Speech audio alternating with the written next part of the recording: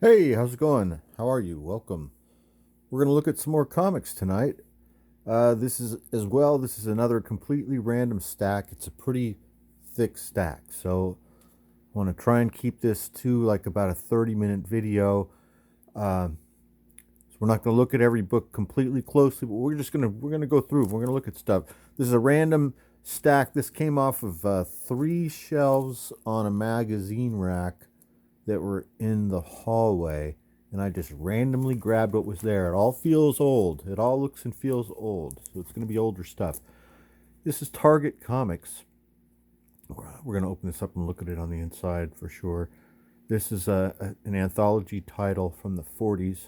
Don't you like that logo, or what do they call it these days? They call that trade dress. Isn't it neat how subdued the word comics is, and how odd the lettering of this whole thing is, the whole setup of this book.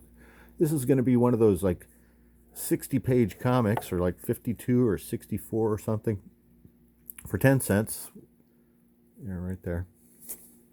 A lot of these books, excuse me, I feel like I'm holding back some sort of burp, but there really isn't one there. Okay, here we go. So a lot of these books have these beautiful, elaborate covers by this female artist. Her name is Nina Albright. Well, look at that. Would you imagine? Boy, the patriarchy must have been slipping in 1946. Oh, I'm sorry. Excuse me, 1947. In March of 1947, somehow this Nina Albright must have been like pretending to be a man or something, perhaps. Maybe I'm completely wrong. Maybe that's a guy, right? I'm wrong. That's Nina Albright is some dude. I'm just, because couldn't possibly there would have been a woman in 1947 that they would have allowed to do the cover of a comic book, right? Anyway, what's going on in this cover? This is our hero. I'm pretty sure this is Dick Cole.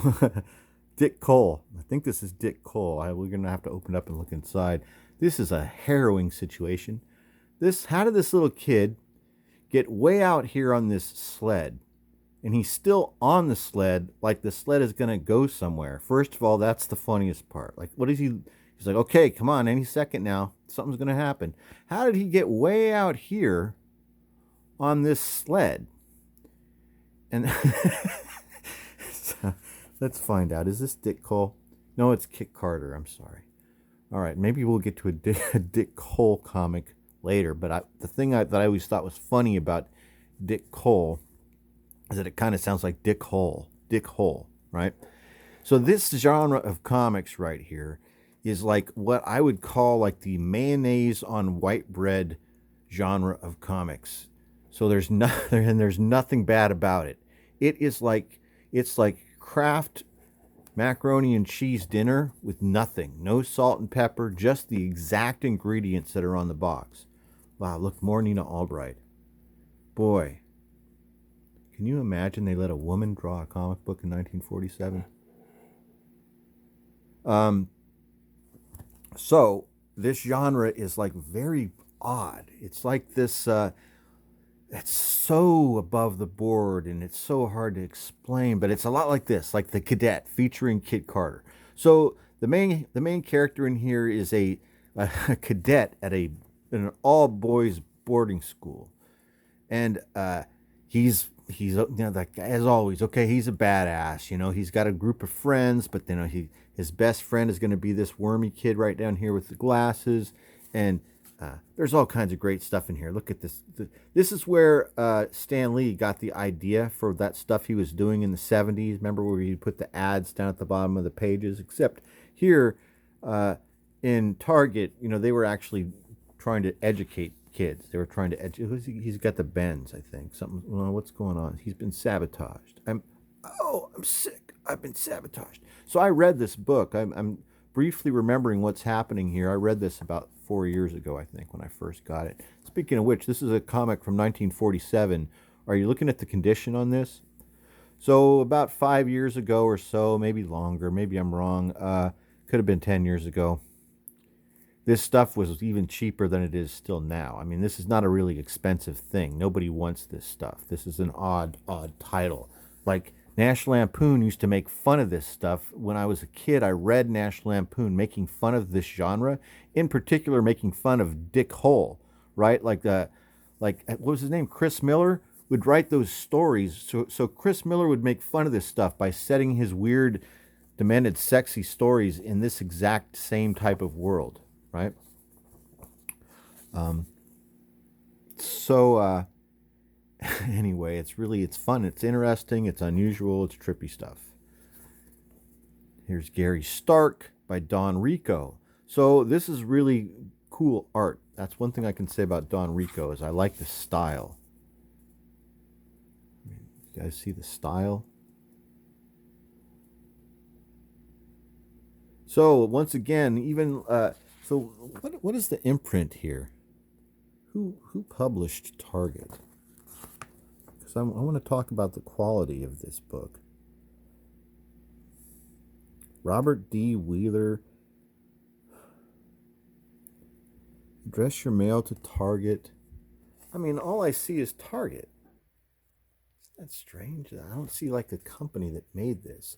And what is that? CMAR? It says CMAR, but I don't know what it means. Anyway, this is a really high quality book. Just it feels similar to those Lev Gleason books that I collect. I have a number of. I've got a lot of those. What I mean is that the paper, the printing process, the covers are of a very high quality. You can feel it when you hold it. It's solid, even after 180 years, because this comic is very old. Daniel Flannel. All right, so Daniel Flannel is a little Abner ripoff. That's him right there, with the coonskin hat. Totally a little Abner ripoff. It's kind of like this country bumpkin type adventure story. You know, the hero is this kid with the coonskin hat. Why are we looking through the entire book? I don't really know. Anyway, wow, there's like an original. That's like the original Charles Atlas ad. Look at that. Okay, moving right along. Oh, I can't believe I just threw that 300-year-old comic that I paid $8 for over to the side of the table. I don't even think I paid that much. Anyway, these are not a lot. So I used to try and pride myself on buying old comics for the least amount of price. Right? I'm sure everybody used to do this. Anyway, so I would not suffer the grades. So I wouldn't mind when I would find a book like this, you know, that's probably a 2.0 or something. What does it say? It's a 2.0. So I got this as a 2.0 from my comic shop probably 8 years ago or something, and it would have been less than $5, but it's probably more expensive now. Anyway, this is great. All American, Men at War. You've got this cover. I don't know if this is Russ Heath or not, but isn't this like a jolting cover, right? You're looking right down the barrel of a 30 caliber machine gun. It's one of those water cooled ones. You see what I'm talking? Have you guys ever seen one of these before? So the barrel of the machine gun is right here. That's where the bullet's coming out of. This big round drum type thing right here,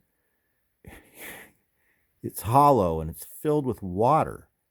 And it's to cool the machine gun barrel. But it didn't work that well. So, yeah. I remember having a conversation with a veteran who told me about this. And we were looking at this exact gun. And we were looking at the one that they had on display. And he was pointing out to me the points where it would lose its seal and where it would overheat. And that it... Anyway, so yeah, I think he was would have been Korea. He must have been in Korea.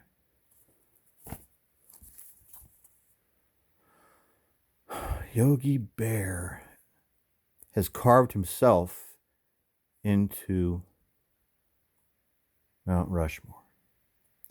He removed is that Benjamin Franklin? Is that whose spot he took? Did he take Ben Franklin's spot? Who's there? Who goes there? There's George Washington. Thomas Jefferson, Benjamin Franklin, and Abraham Lincoln, and then Cary Grant is here somewhere. You'd have to ask Eric Rain, but he's like scaling up here. He's like, maybe he was up here. But so yeah, I think he put himself, like vandalized. He's like the Banksy of the Hanna-Barbera. Reptosaurus, this is cool. This is cheap. And this has a date stamp from October 17th, 1961. And it's just, this is just an unattractive cover to me. I don't see how this would have sold well. Let's do a comparison to what we were just talking about. And absolutely zero offense to my friend and fellow four-color fossil Charlton 66 and all my other fossils and myself as well. I love Charlton comics.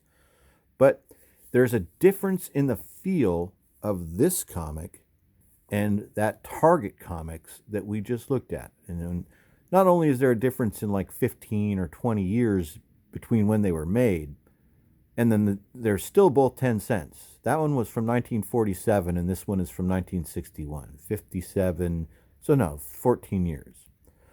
So for one thing, what changed in 14 years is you went from a 60-page book to a 32-page book, still for 10 cents. But, I mean, the feeling of the quality of the paper and just the whole thing is not quite up to snuff. But these are really, really fun reads if you can get past the typesetting or the lettering style. And but there's a charm to this stuff. I'm totally on board with collecting it. And a lot of it is still affordable. Even to this day, a lot of it is by comparison. But for as far as readability goes, this is at the top. This is fun stuff to read. All right, here's some independent Quack comics from the 70s or the 80s. Maybe the late 70s. I think I bought this at the comic shop in about 1978 or 1979. It's really cool. Frank Bruner, I think, did this cover. Yep, Frank Bruner cover. It's got this great U-All Gibbons story. You got Duckula, Cosmo Cat, the Buccaneer. So this was pinballing off the success of Howard the Duck and some sort of maybe copyright problems or something. I don't know the full story. There's Jan Bruner. She was a cutie.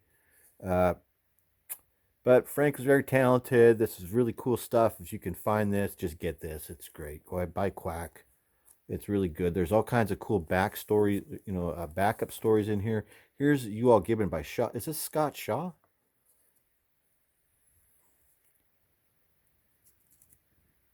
Story and Art, 1976 by Scott Shaw. So this is really, really funny. This is making fun of Ewell Gibbons, the guy that used to sell grape nuts. But in the back here, this is the one I really, really liked when I was a kid when I first read this. All right, there's this story in here. Well, first of all, this is freaking outstanding. Easy Wolf is great. Look at this. So this is some real undergroundy type stuff. It's like this kind of cool, almost like the Freak Brothers, sort of. But it's kind of like Walt Kelly-like. Do you see it? Do you see it? It's very cool, man. But over here on the Skids. So who is this? Paul Kupperberg? Alan Kupperberg. I'm sorry. Alan Kupperberg and Howard Chaykin. Now, I loved this a lot as when I was a kid, but I love it less now that I know more about Howard Chaykin because of the creation of Twitter. But before that, I thought this was really cool when I was a kid. What this is this anthropomorphic rambling story that is like Seinfeld-like cinema verite that is starring Howard Chaykin and Alan Kupperberg as themselves. Over here, I believe that's Kupperberg on the left and Chaykin on the right. They are the main characters. They are these kind of weird animals. And it's all about the New York City single club scene, bars, talking about work, inside jobs, about working in the comic book industry, kind of, I guess. That's what I mean. I might not be remembering it exactly, but there's probably a lot of misogyny in here, and there might be some drug use and some inside jokes and humor. But I just remember really liking this when I was like 13 when I first read it and thinking, gee, I can't wait to be 21 so I can go to Studio 54. All right. Unless, of course, you're like Drew Barrymore. I think she got to go to Studio 54 when she was like 12. All right, let's keep moving. Let's keep moving. Okay, we're about halfway done, but we got to go faster. But we're not going to pull out every one, but we keep coming to comics that I have to pull out and show you because they're so good. This is the original G.I. Joe. This is the comic book G.I. Joe before the toy was invented. This comic book came out after the movie G.I. Joe. I think it's called the Tales of G.I. Joe or Adventures of G.I. Joe. I think it's kind of, who's in that? Is it Burgess Meredith? Who's in that? Somebody plays Ernie Pyle. It's kind of like the story of Ernie Pyle. It's not really about G.I. Joe, but this character in this comic, he's G.I. Joe. And look at the, first of all, look at this cover. So these are coming out in the early 50s, mid 50s. This is during the Korean conflict. So these stories and these covers are always in reference to what was going on in Korea at the time. Look at this crazy art. But he's got this story in here. He's got a baby wrapped up in a quilt that he carries with him onto the battlefield. And then he's bashing this guy. He's butt slapping him. That's what we would call this in the old days. We would call this a butt slap. He's butt slapping him with, the butt of his rifle. And he's all happy about it. G.I. Joe in this comic book is always gleefully going into action.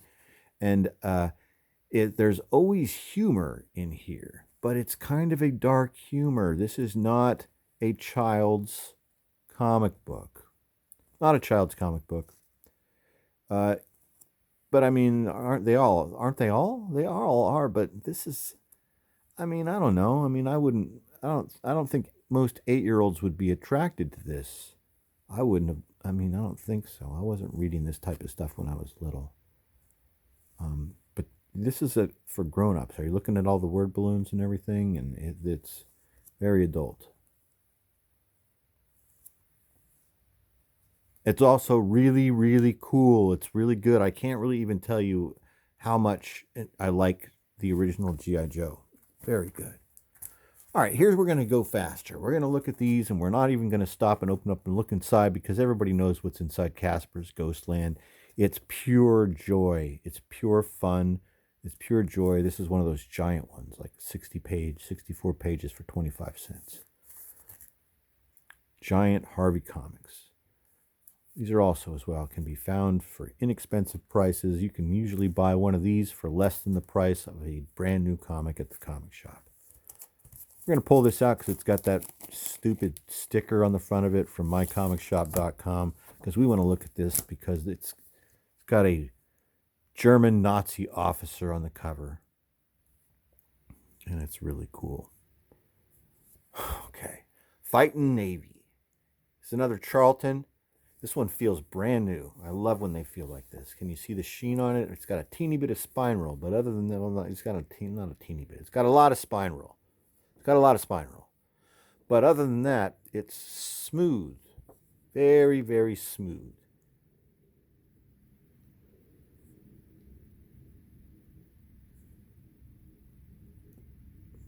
And it took me a second. I just realized that's the Fuhrer.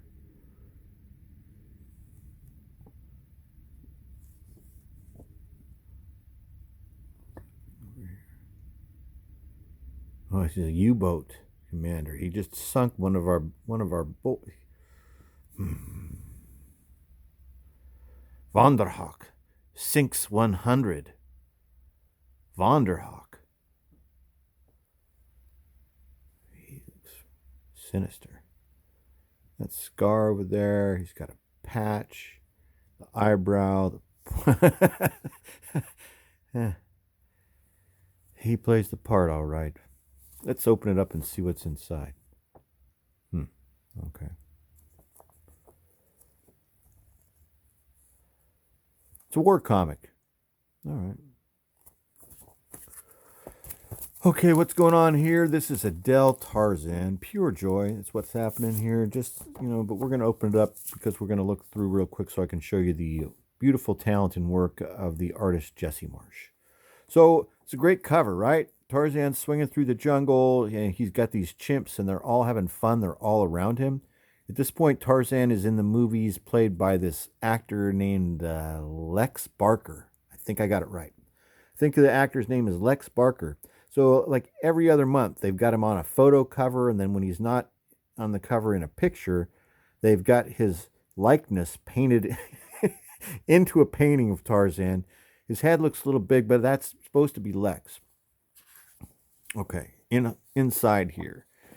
These stories are loosely based continuations of the Edgar Rice Burroughs stories. Sometimes they will be adaptations, but at this point in the Tarzan comics in the 50s, they were being written by this guy named Gaylord Dubois, right? Isn't that a cool name? Gaylord Dubois. And the art was being done by this commercial artist named Jesse Marsh, who was really, really good. I have a real, I just got a spot for Jesse Marsh. There's just something about it that I like. There's something so simply cinematic about it. It reminds me of I guess, all comics are storyboards, but Marsh's work is just, it just flows for me.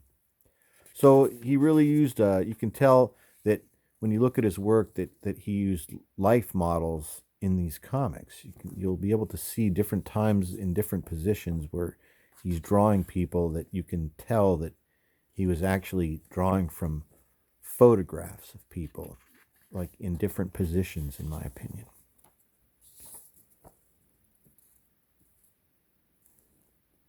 Cool stuff.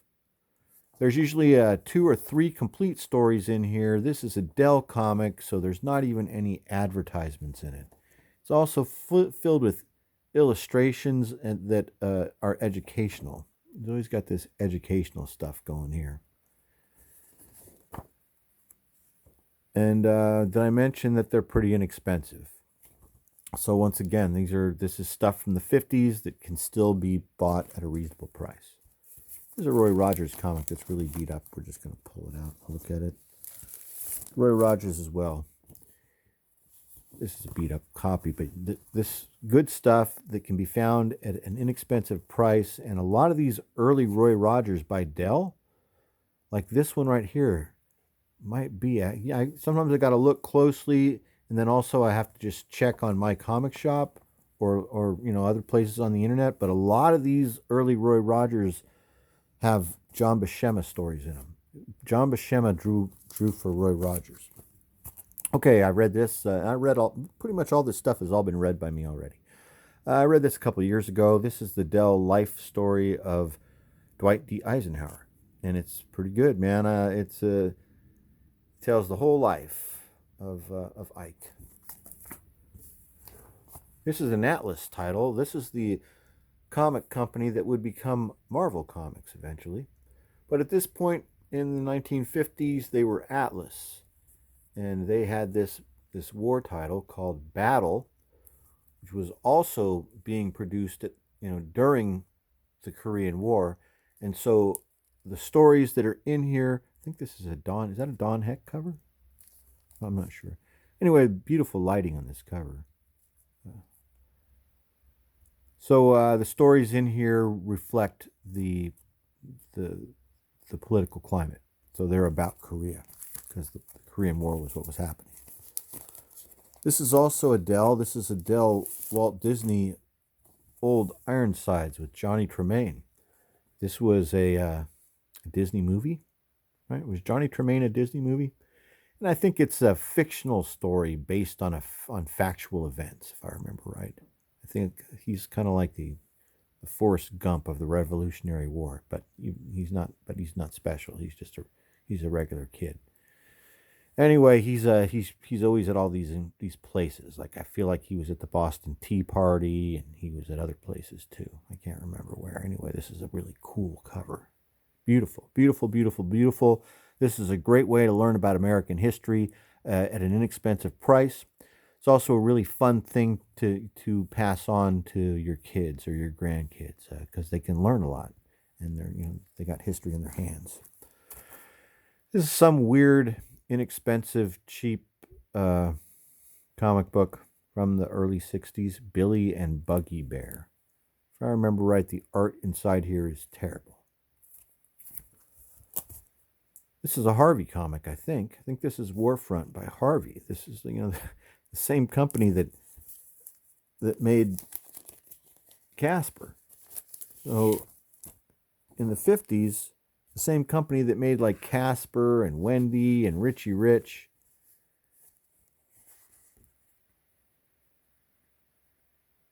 They were also making Warfront. Yeah, look, see? By Harvey Picture Magazine. They're making these war comics that are really, really good with, is it Lee Elias? Some people say Lee Elias. Yeah, they're right there. Some people say Lee Elias, but ever since I was a kid, I always pronounced it Elias, and I just can't get it out of my head.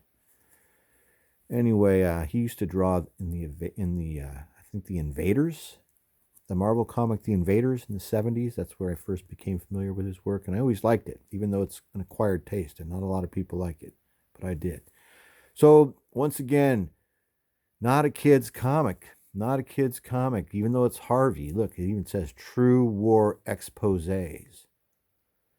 Really, really good. Look at the color on there. What is that, a recoilless rifle? And they're firing it, and they busted the tracks off this tank. They got these guys.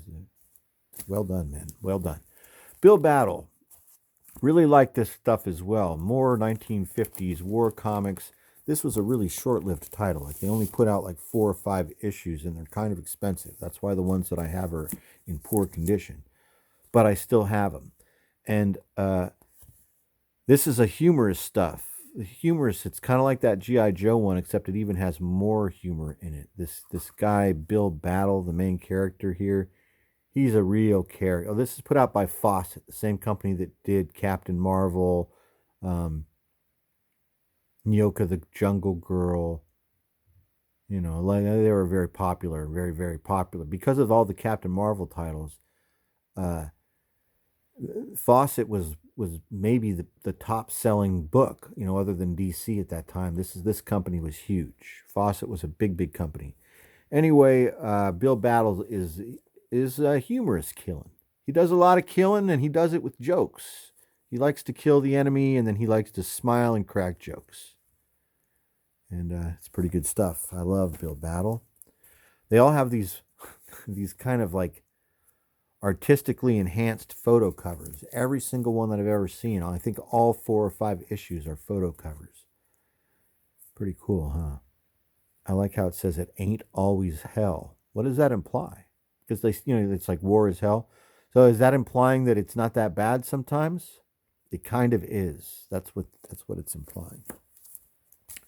Fighting Fronts is another Harvey War comic.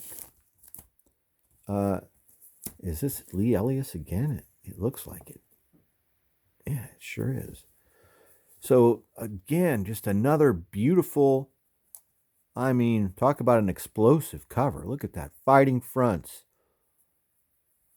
So again, Harvey Comics. You would never even think that the same company that would be making Casper like 10 years later was blowing people up in living color. Look, there's all of their... Oh, I even have... So here's the Harvey War titles. Look at this. How sad. Look at the flaming letters. I really like that flaming hot letters and all of the destruction happening here. So here's their war titles. That one right there, Joe Palooka's Battle Adventures, I have a couple of those, and they're really good. I need to get more of them. They kind of remind me, they're kind of reminiscent of Terry and the Pirates, kind of. Okay.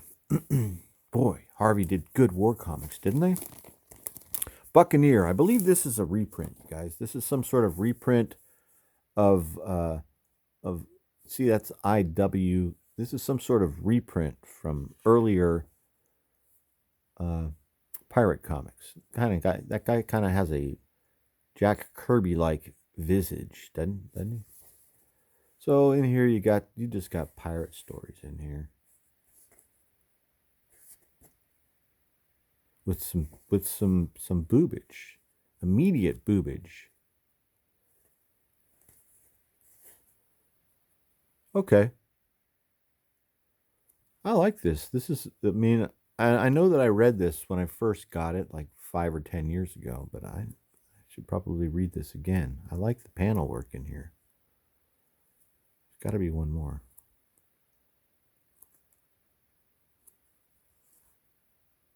Okay. All right. Battleground. All right. Is this Russ Heath?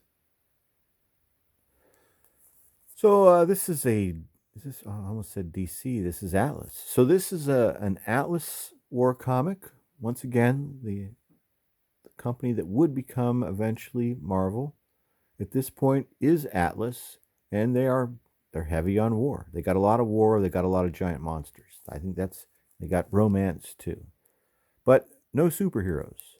They're not making superheroes. Superheroes aren't selling really. They're not interested even making superheroes at this point. They're selling to a whole different audience. They're selling to people that are older. They're selling to the target demographic, like age 16 to 46 or something, right? Yeah, look at this. This is not appealing to a little kid at all. I don't think that this would have been something that I would have wanted to buy when I was 8 years old. I'm not sure. I don't know. Anyway, it's a very, very cool image. There's a pack of Chinese cigarettes in front of him that adds weight, I think, to the piece. Doesn't it?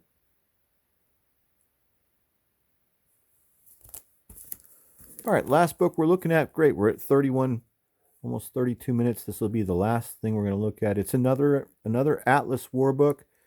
It's Combat Casey, the infantry's red bearded riot. This would never fly nowadays. Yeah, they don't like red-headed people in the media. So they would have replaced him with somebody else, probably a female of color. So yeah, Combat Casey would probably look a little bit... Today, Combat Casey would look like Admiral Rachel Levine. But at this point, Combat Casey was this red-headed dude with a beard and, and 5 grenades. 5 grenades on the front of him. You realize how heavy 5 grenades are? This would be very heavy on the front of your LBE. I'm just saying. I mean, anybody else would like to chime in the comments and tell me if they don't think 5 hand grenades in the front of your web gear would not be heavy. It would be pulling. It seems unwieldy to me. I'm not sure, but it looks awesome. It looks really awesome. I'm just trying to be funny, and there's really nothing funny about it. It's just he's really kicking ass. Look, so he's really kicked ass. So this is the end of the video. Let's just figure this whole scene out. What's happening here? Without opening it up and reading the story, I already did that a few years ago.